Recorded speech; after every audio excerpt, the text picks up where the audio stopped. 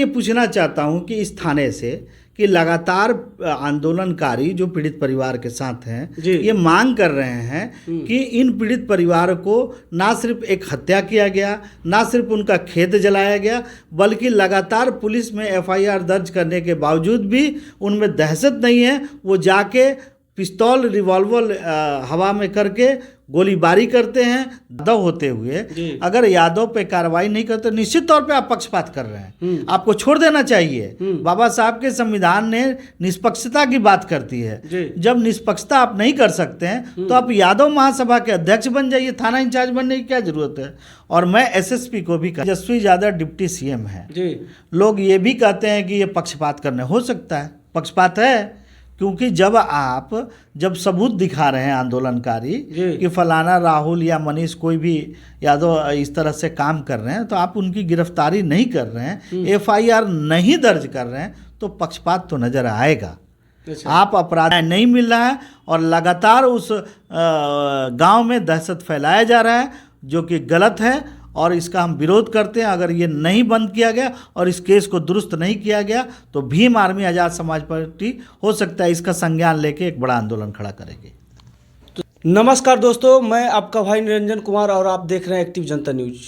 आज देखिए कि बिहार में एक बात की खलबली मची हुई है कि गौरीचक थाना के अंतर्गत एक बाकरचक गाँव है, वहाँ पर दलित समाज को इतना प्रताड़ित किया जा रहा है कि लोग न्याय मांगने थाना में जाते हैं तो थाना में भी उसे प्रताड़ित किया जाता है। और इसी मुद्दे को लेकर आज हम आज़ाद समाज पार्टी के कार्यालय में हैं और हमारे साथ आज़ाद समाज पार्टी के बिहार प्रदेश प्रवक्ता डॉक्टर वीरेंद्र भास्कर सर हैं। मैं इनसे बात करूंगा इस मुद्दे को लेकर, क्या इनके मन में क्या ख्याल आ रही है और कैसे समाज को लड़ना चाहिए इस परिस्थिति में और कैसे न्याय पाना चाहिए। क्या सर इस मामला को आप किस प्रकार से देख रहे हैं? देखिए, घटना बहुत दुर्भाग्यपूर्ण है और प्रशासन का जो रवैया है वो पक्षपातपूर्ण है। साथ ही साथ आप देखेंगे कि पीड़ित परिवार को न्याय नहीं मिल रहा है, ये इस सरकार के लिए, इस समाज के लिए बड़ी दुखद बात है। भीम आर्मी आज़ाद समाज पार्टी शुरू से संवैधानिक अधिकारों की बात करती है और उचित तरीकों की बात करती है। तो मैं ये पूछना चाहता हूँ कि इस थाने से कि लगातार आंदोलनकारी जो पीड़ित परिवार के साथ हैं ये मांग कर रहे हैं कि इन पीड़ित परिवार को ना सिर्फ एक हत्या किया गया, ना सिर्फ उनका खेत जलाया गया, बल्कि लगातार पुलिस में एफआईआर दर्ज करने के बावजूद भी उनमें दहशत नहीं है। वो जाके पिस्तौल रिवॉल्वर हवा में करके गोलीबारी करते हैं, धमकाते हैं। तो मैं ये पूछना चाहता हूँ कि गौरीचक में थाना की क्या ज़रूरत है? जब आप अपने अपराधियों पर नियंत्रण नहीं कर सकते हैं तो या तो थानेदार को भाग जाना चाहिए या तो फिर वहाँ से थाना हटा देना चाहिए। समझिए, इस सरकार की संवेदनशीलता को समझिए कि पहले कोई दलित परिवार पे अगर सामंतियों द्वारा कोई अगर घटना हो जाती थी तो चौकी बैठा दिया जाता है, वहाँ तो थाना बैठा हुआ है। यहाँ पक्षपातपूर्ण लगातार जो आपके लोगों के वीडियो के माध्यम से मैं देखता हूँ और भीम आर्मी ने संज्ञान भी लिया, पता भी किया, ये मामला चला है खेत जलाने से लेकर एक व्यक्ति की हत्या और दो परिवारों के बीच करते करते आज ये सामाजिक लड़ाई बन गई है। आज इसमें यादव समाज की नाम आ रही है, जबकि यादव का एक परिवार जो है इस मामले में इन्वॉल्व है, लेकिन बदनामी पूरे समाज की हो रही है। और एक थानेदार जो है, जो कृष्णा यादव हैं शायद वहाँ के गौरीचक के, आरोप लग रहा है सर कि पक्षपात कर रहे हैं। वही मैं बात कर रहा हूँ कि आप यादव होते हुए अगर यादव पे कार्रवाई नहीं करते, निश्चित तौर पे आप पक्षपात कर रहे हैं, आपको छोड़ देना चाहिए। बाबा साहब के संविधान ने निष्पक्षता की बात करती है। जब निष्पक्षता आप नहीं कर सकते हैं तो आप यादव महासभा के अध्यक्ष बन जाइए, थाना इंचार्ज बनने की क्या जरूरत है। और मैं एसएसपी को भी कहना चाहता हूँ कि आप जो लगातार किसके इशारे पे ये काम कर रहे हैं, आपको सोचना होगा। आपके पास लोग धरना प्रदर्शनकारी गए थे, एससी आयोग के पास गए थे और आज ये स्थिति है कि अपराधियों का इतना मनोबल बढ़ गया है कि तमाम इन आंदोलन के उपायों के बावजूद, ये कट्टा लहराते हुए सबूत दिए जाने के बावजूद थाना इंचार्ज का हाथ कांपता है। आप सोचिए कि लाठी चार्ज करते इनकी मर्दानगी आ जाती है, लेकिन उसी यादव को जो कट्टा लेके लहरा रहे हैं उसको कार्रवाई करने से पहले नामर्दगी छा जाती है इन पे। तो भीम आर्मी इसे देख रही है।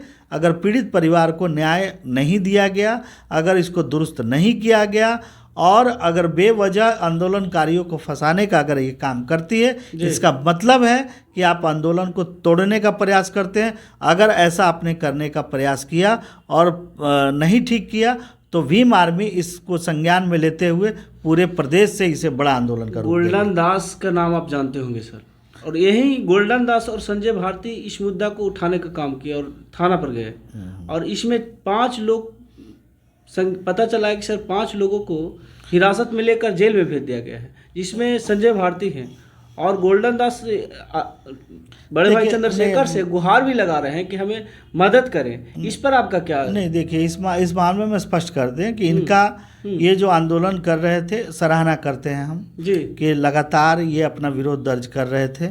तरीकों में थोड़ी बहुत फेरबदल हो सकती है, गलत तरीके से भी बोल रहे थे, ये भी मैं एडमिट कर रहा हूँ, लेकिन प्रयास तो अधिकार की ही हो रही थी।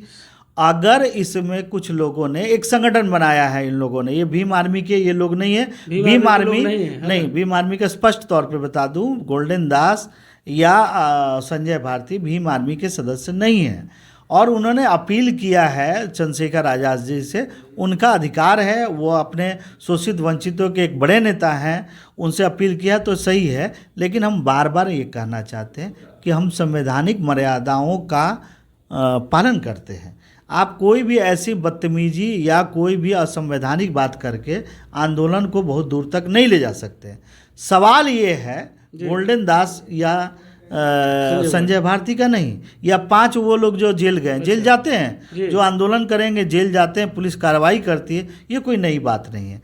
लेकिन यहाँ सवाल है कि पीड़ित परिवार को न्याय तो नहीं मिल रहा है ना जी। और अगर ये जेल गए हैं तो उसी पीड़ित परिवार के आवाज़ उठाने के क्रम में ना, और अगर आप पीड़ित परिवार को न्याय दे दिए होते तो ये आंदोलनकारी इस तरह से जरूरत नहीं पड़ती, लाठी चार्ज करने की जरूरत नहीं पड़ती, और आपकी ये नामर्दगी नहीं दिखाई देती, ये पक्षपात नहीं दिखाई देता, एसएसपी की नाकामी नहीं दिखाई देती और सरकार की असंवेदनशीलता नहीं दिखाई देती। जो सरकार लगातार जो है पटना में बैठ के और 20 किलोमीटर में ये घटनाएं हो रही है और कान में तेल दे के बैठे हुए मंत्री और विधायक और मुख्यमंत्री की सरकार कही जाती है बिहार में। देखिए तेजस्वी यादव डिप्टी सीएम है जी। लोग ये भी कहते हैं कि ये पक्षपात करने, हो सकता है पक्षपात है, क्योंकि जब सबूत दिखा रहे हैं आंदोलनकारी कि फलाना राहुल या मनीष कोई भी यादव इस तरह से काम कर रहे हैं, तो आप उनकी गिरफ्तारी नहीं कर रहे हैं, एफआईआर नहीं दर्ज कर रहे हैं, तो पक्षपात तो नजर आएगा। आप अपराधियों के साथ हैं और ये जो है एक व्यक्तिगत लड़ाई जो है सामाजिक लड़ाई बनते जा रही है। मैं सरकार को चेतावनी दे रहा हूं कि इस तरह से बहुजनों की राजनीति जो शोषित वंचितों के खिलाफ लड़ती है, आप बदनाम हो रहे हैं और आपके कुछ ऐसे गुंडे लोग हैं जो आपको बदनाम कर रहे हैं और आप इसमें साथ दे रहे हैं। लालू यादव कहे जाते थे सर शोषित वंचितों का मसीहा।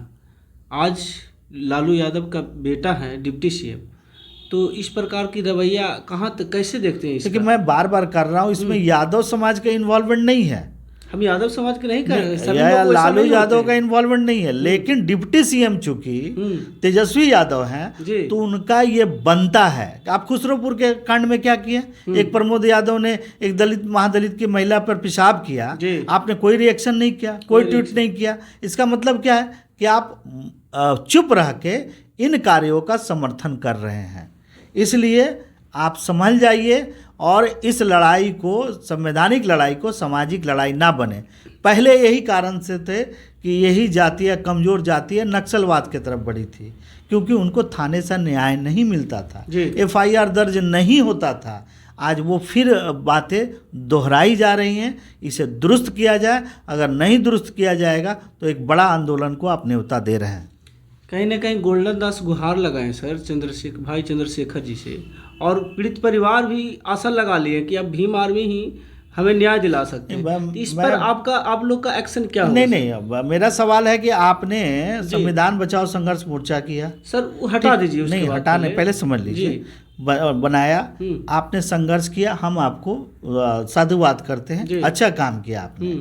लेकिन जिन संवैधानिक मर्यादाओं का आपने उल्लंघन किया है उसमें तो आज़ाद समाज पार्टी आपको रोकेगी ना। आपके न्याय के लिए हम लड़ाई लड़ेंगे और उनका अधिकार है, जो भी पीड़ित लोग हैं वो एक शोषित वंचितों के बहुत बड़े नेता हैं चंद्रशेखर आज़ाद, अपील करना उनका अधिकार है। हम इस पर गंभीरता से विचार भी कर रहे हैं, लेकिन ये ध्यान रखना पड़ेगा कि चंद्रशेखर आज़ाद जी जिन रास्तों पर चलते हैं, जिस तरीक़ों से आंदोलन का करते हैं, उसे आपको फॉलो करना पड़ेगा।